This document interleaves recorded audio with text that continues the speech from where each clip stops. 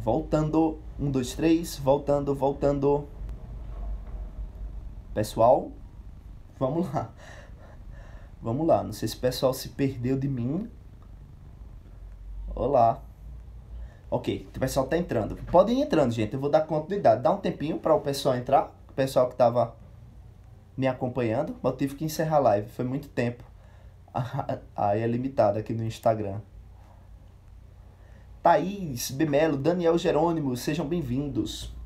Espero estar ajudando, viu, minha gente? Aqui são só alguns comentáriozinhos. Michele, seja bem-vinda de volta. Aqui são só uns comentários, tá? Espero estar ajudando. Aqui é só uns comentários a respeito da... Alguns comentários a respeito aqui da prova, tá? Do TCE e de questões que caem em todo concurso. Geralmente todo concurso, tá? Vou esperar um pouquinho o pessoal ir entrando. Esperar um pouquinho, mas aí eu vou deixar a live fica disponível, né, à disposição. Vou tentar colocar essa live no YouTube, no meu canal no YouTube, gente, para vocês depois, se tiverem interesse, acessarem novamente. Também para que os colegas do Face que não tem Instagram também possam acompanhar, e de outras redes, né, do LinkedIn e tal, possam acompanhar também. Tá?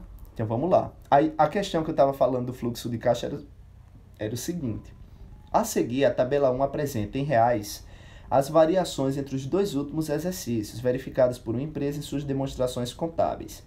E a tabela 2 apresenta em reais a composição da demonstração dos lucros ou prejuízos acumulados no exercício mais recente. Aí veja só, a questão dava uma tabela, mostrar aqui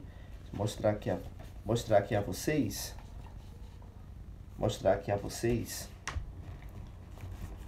ó, desse jeitinho aqui, ó. Dava a tabela com as contas, os saldos e aqui embaixo a DLPA.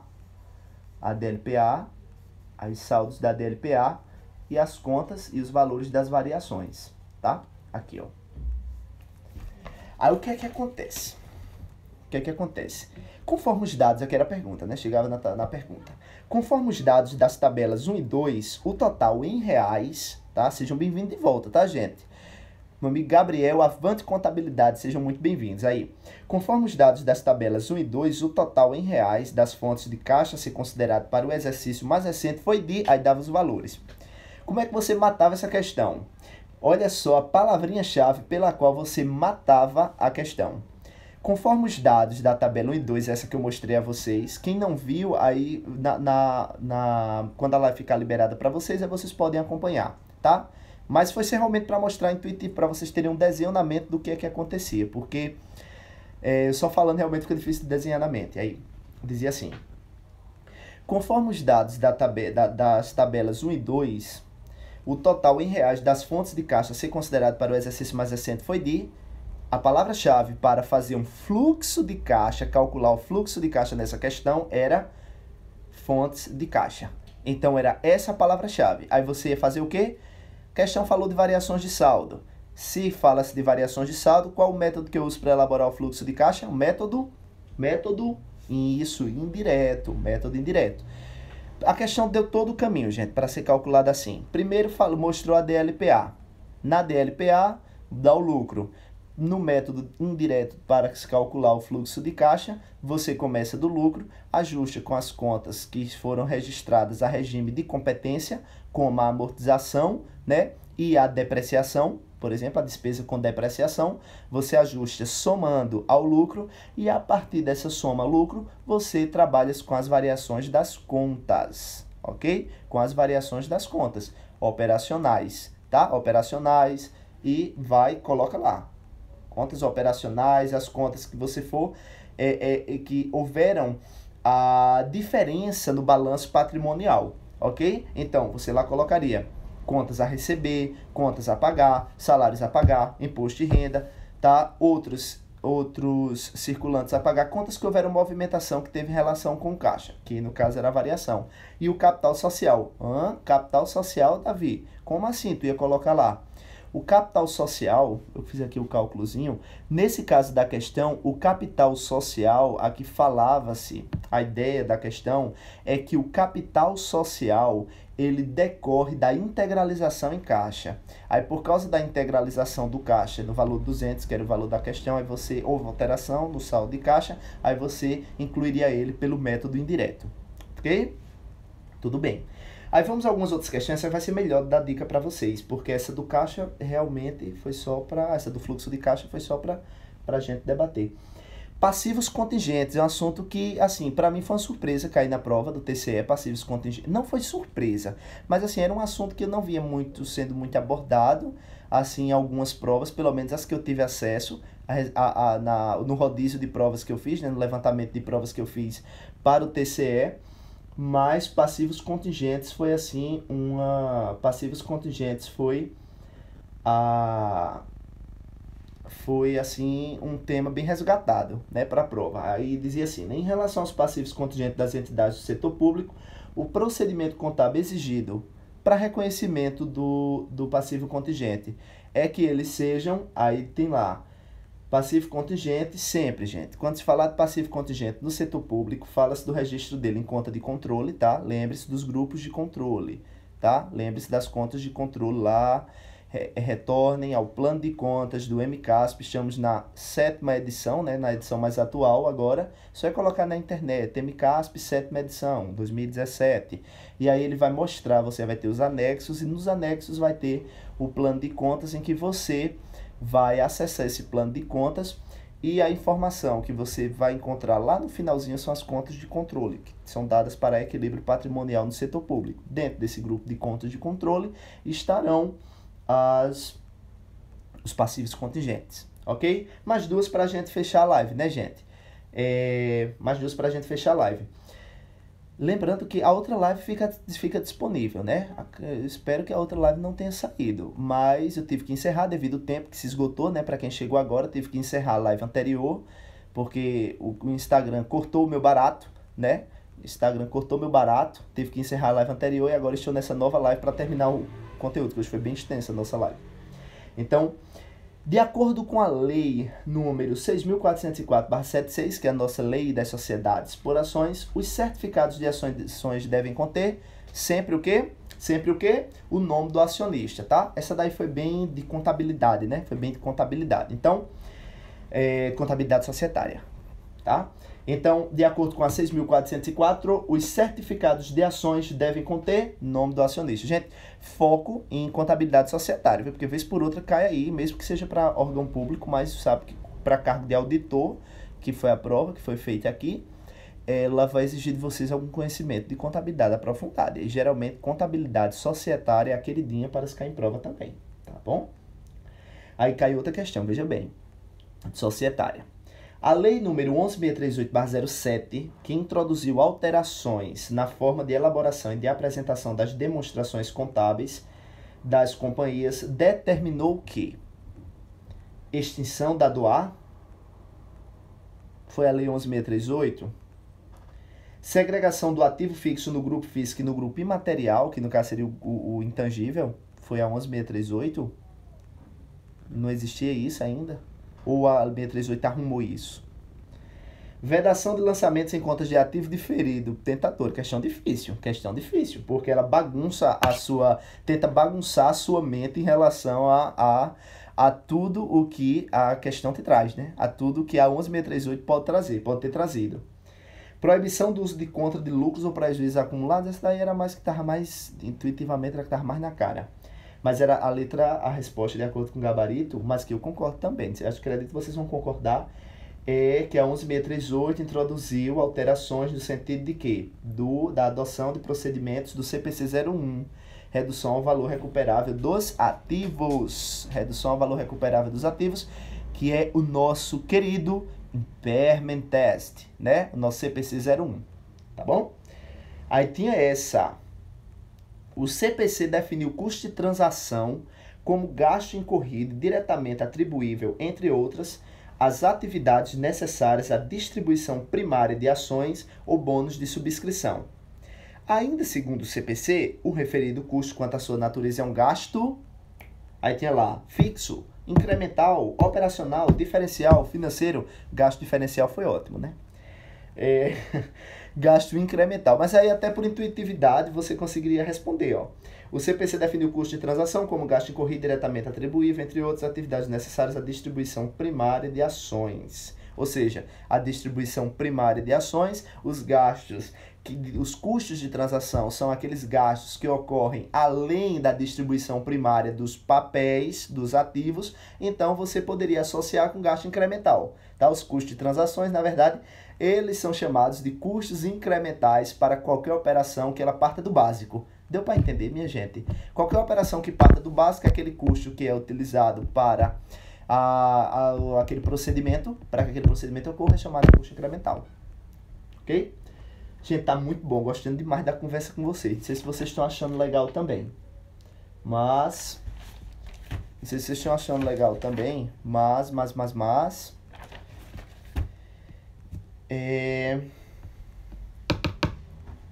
responder aqui só mais uma, minha gente. Responder aqui só mais uma, que é essa de contabilidade pública, e eu terei que ir. Gente, eu agradeço. Muita gente entrou. Jennifer, minha prima. Closet22, seja bem-vindo. Nairo Hanna, Leandro Avelino, Sandy Silva. Sejam muito bem-vindos, viu, minha gente? É um prazer tê-los aqui novamente. Aí dizia assim: segundo as normas brasileiras de contabilidade técnicas aplicadas ao setor público, tá? De que eu tô falando? Tô falando respondendo, né? A gente tá debatendo algumas questões do TCE, do concurso do TCE-PB que aconteceu aqui em João Pessoa agora, o último domingo, mas que você pode aproveitar para qualquer prova, tá? Você pode aproveitar para qualquer prova. Aí agora eu respondi diversas, de orçamento, de algumas dicas de conteúdo, mas aí você pode acompanhar na live, viu, Sandro? Você pode acompanhar nas lives anteriores. Na live anterior, que vai ficar lá disponível, e nessa aí também, o assunto anterior. Agora tu acompanha esse assunto que eu tô falando aqui. Que agora vai ser contabilidade pública. É porque eu fui falando de acordo com a ordem das questões na prova. Viu? Aí é assim, ó. Segundo as normas brasileiras de contabilidade técnicas aplicadas ao setor público, a estrutura conceitual propõe bases de mensuração. É um assunto que cai também, viu, gente? Bases de mensuração. Eu até tinha dado essa dica, não sei se vocês me acompanharam nas dicas que eu dei antes da prova. Eu tinha dito, gente, estuda bases de mensuração, valor presente, valor tal. Custo de aquisição, custo histórico, custo corrente, eu tinha dito isso. Entendeu? Aí pronto. A estrutura conceitual propõe bases de mensuração para todas as transações. A minha mãe acabou de entrar. Que honra, gente. Olha, essa de Zuleide 12 é a minha mãe, viu? Tá aqui ligadinha nas dicas, viu? Tá aqui acompanhando, verificando se eu estou comportado na live. Tá? Qualquer coisa ela me controla aí. Aí diz assim: segundo as normas brasileiras de contabilidade técnicas aplicadas ao setor público, a estrutura conceitual propõe bases de mensuração para todas as transações ou para os eventos relacionados aos ativos sob o controle das entidades do setor público. Aí o que é que acontece? Minha gente, ficou meio enrolado, né, a leitura. Deixa eu ler de novo. Segundo as normas brasileiras de contabilidade técnicas aplicadas ao setor público, a estrutura conceitual propõe bases de mensuração para todas as transações ou para os eventos relacionados aos ativos sob controle das entidades do setor público. Gente, toda vez que a questão trouxer falar de ativo, sempre vai relacionar bases de mensuração. Então, é uma coisa assim que você não tem para onde fugir. Estude bases de mensuração antes de ir para qualquer prova, tá? Uma dessas bases de mensuração é denominado valor em uso, que consiste em montante pelo qual um ativo pode ser trocado entre partes cientes e dispostas em transação sob condições normais de mercado? Isso aqui é valor em uso? Não, isso aqui é valor justo. Custo mais econômico, exigido para a entidade substituir na data do relatório potencial de serviços do ativo, na outra base de mensuração aqui, tá? Custo e reposição. Então, gente, ó, cuidado, porque eles vão tentar confundir a mente de vocês trocando. Tipo, eu pego o conceito de custo e reposição, coloco o nome valor justo. Pego, exato, querido. Leandro tá ligadinho, hein, Leandro? Exatamente, meu amigo. Fiquei feliz agora porque significa dizer que eu li de forma legal, porque eu tava preocupado na forma como eu tava lendo. Minha mãe desejou sucesso sempre. Obrigado, viu, mesmo? Aí o que é que acontece? Eles vão trocar a palavra-chave com o conceito. Geralmente em prova é assim, então fica ligado, entendeu? Montante que a entidade pode obter com a venda do ativo após deduzir todos os gastos para a venda. Responde, Leandro, meu amigo, responda. Vamos lá, quem mais? Ajude, Leandro, vamos interagir. Montante que a entidade pode obter com a venda do ativo após deduzir os gastos para a venda. Que montante é esse? Que montante é esse? Montante que a entidade pode obter com a venda do ativo após deduzir os gastos para a venda. Que montante é esse? Montante que a entidade pode obter com a venda do ativo após deduzir os gastos para a venda. Que valor é esse? Que montante é esse? Valor, valor, valor, valor. Montante que a entidade pode obter, montante que a entidade pode obter com a venda do ativo após reduzir os seus gastos para a venda. Olha, essa questão aqui, ela ficou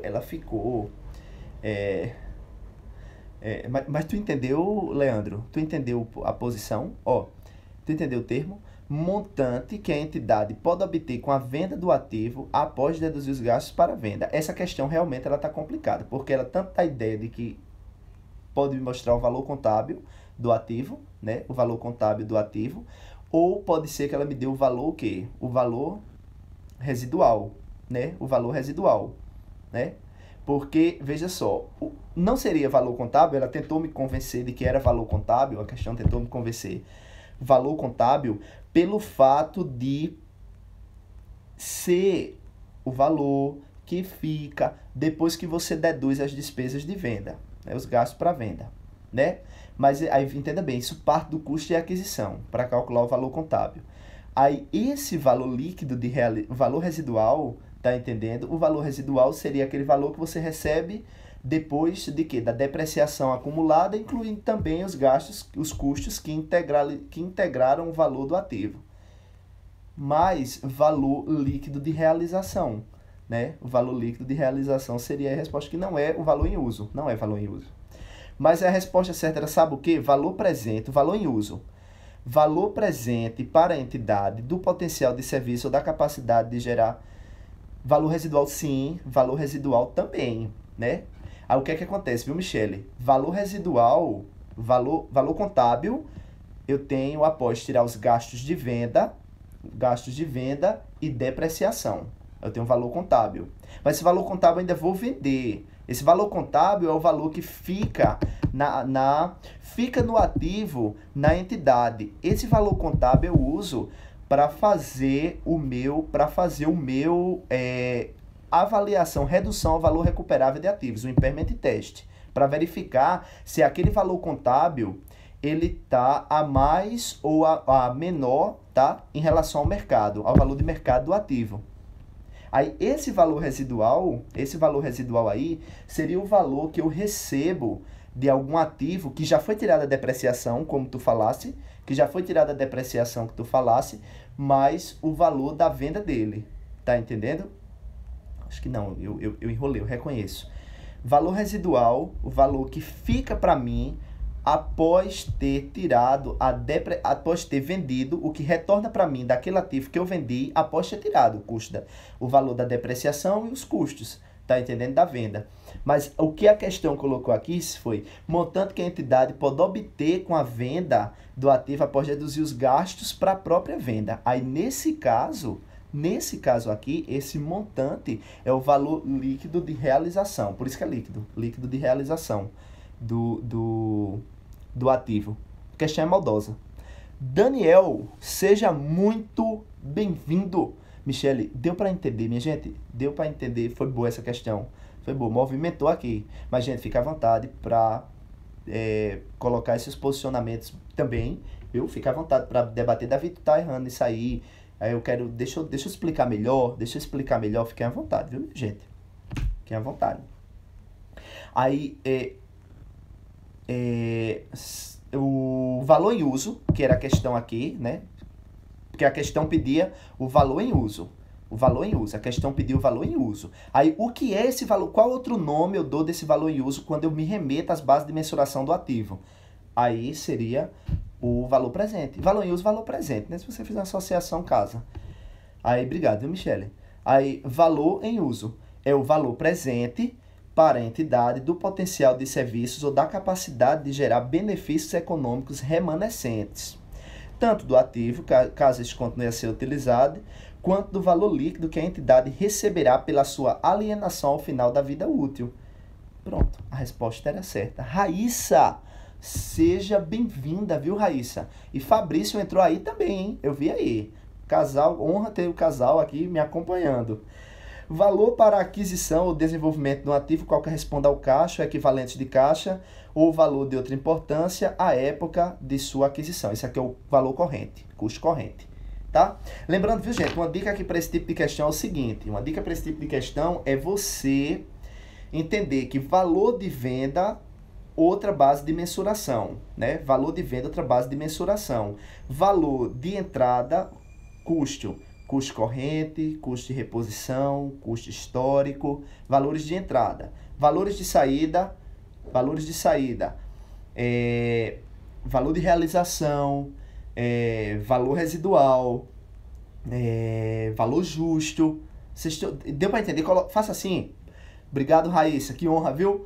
Aí veja só, faça assim, pegue, como se estivesse desenhando um balanço, desenhe, corta assim no meio e coloque valores de entrada, valores de saída. Aí embaixo de valores de entrada você bota as bases de mensuração referente a tudo que for custo. Custo histórico, custo de reposição, custo corrente, tá? E no lado de valor de saída você bota os valores, você coloca os outros valores. Valor realizável líquido, coloque valor de realização, né? Valor realizável líquido, coloque valor residual, coloque valor de liquidação, né, que também é chamado valor realizável líquido, valor de liquidação, valor justo. Ok, minha gente? Deu para entender? Então é assim que você, acho que pelo menos eu uso essa dica. Ela até que me ajuda. Tá entendendo? Gente, é isso. É isso. Por enquanto vamos ter que ficar por aqui. A conversa foi muito boa. Gostei demais, gostei demais. Foco, DRA, tá? Sempre DRA é o assunto queridinho para todas as provas. Então, demonstração de resultado abrangente, aí cai sempre alguma para julgar no balanço patrimonial, certo? Meu filho, eu que agradeço a presença de vocês, viu? E é uma honra. Foi só uma conversa. Aí o que é que acontece, gente? Tenham foco, tá? No DRA. DRA, isso. Foco na DRA. Porque é um assunto que cai em toda a prova, tá? Eles vão trazer para você questões da DRE, nem tanto, balanço patrimonial, vão tentar trazer alguma questão que seja bem geral, tá? Alguma questão que seja bem geral para você a respeito desse ponto, mas a questão queridinha para cair vai ser sempre a DRA. Davi, se tu se equivocar, gente, é sério, pode ser que não, mas DRA, em 90% dos casos, tá entendendo? Isso falo a respeito isso me reporto a respeito do levantamento de provas que eu fiz, o último levantamento de provas, e DRA estava sempre lá, tá? Se não cair para você montar a DRA, que é geralmente como eles colocam, alguma conta que eles vão dizer que faz parte, que não faz parte, que parará. Meu amigo Fabrício Neves, seja muito bem-vindo, companheiro de lives. E aí o que é que acontece, gente? Tem um foco também na DLPA, certo? DLPA também, DMPL, essa daí cai também, tá? Gente, é isso. Agora é hora de dar o meu tchau. Gostei demais de passar esse tempinho da noite com vocês. Espero ter contribuído. Rickson, seja muito bem-vindo. Mas, rapaz, chegou na hora que eu tô indo, não acredito. Mas aí é o seguinte, quem entrou agora, dá uma olhada, a live vai ficar lá aberta. Gente, vai no direct, tá? Vai lá, deixa mensagem, se teve dúvida a respeito de alguma coisa, se tiver dúvida, se quiser debater comigo algum assunto, alguma coisa, se quiser trazer assunto pra gente comentar, Davi, quero fazer